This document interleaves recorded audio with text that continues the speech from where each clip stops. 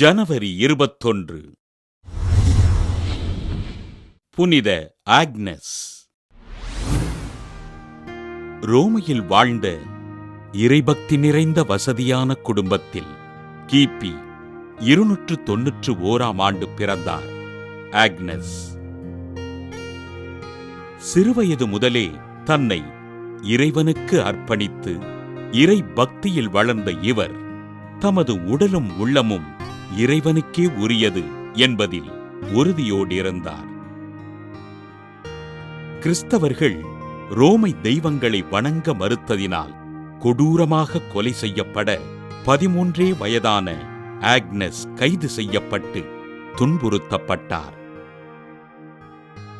ரோமையர்களால் Minerva என்னும் இடத்திற்கு கொண்டு செல்லப்பட்ட ஆக்னஸ் ரோமையர்கள் வணங்கிய சிலையினை வணங்கவும் அதற்கு தூபமிடவும் கட்டாயப்படுத்தப்பட்டார். ரோமையர்களின் தெய்வத்தினை வணங்க மறுத்ததினால் கோபமுற்ற ரோமை அதிகாரிகள் இவரை குதிரையின் பின்னால் கட்டி ரோமை வீதிகளில் இழுத்துச் செல்ல ஆக்னஸ் ஆடை கிழிபட்டு அரை நிர்வாணமாக நின்றார்.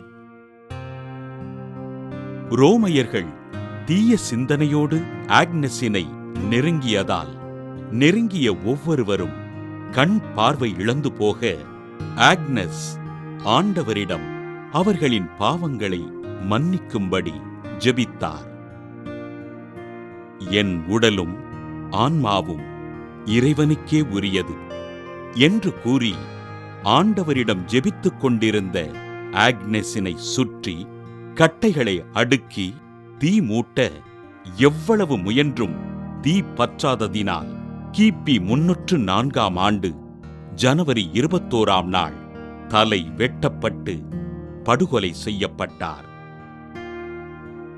என் உயிரே போனாலும் ரோமையர்கள் வணங்கும் சிலை தெய்வங்களுக்கு வணக்கம் செலுத்த மாட்டேன் என்று கூறி ஆண்டவர் இயேசுவே உண்மையான கடவுள் என்று சான்று பகர்ந்த ஆக்னஸினை திரு அவை புனிதராக உயர்த்தி திருமண நிச்சயமானவர்களின் பாதுகாவலராக அறிவித்தது. புனித ஆக்னஸ் திருவிழாவினை கொண்டாடுகின்ற நாம் திருமணமாகாமல் இருக்கின்ற சகோதர சகோதரிகளுக்கு விரைவில் திருமணம் நடைபெறவும் அவர்களை இறைவன் ஆசீர்வாதங்களால் நிரப்பும்படியாகவும் ஆண்டவரிடம் ஜெபிப்போம்.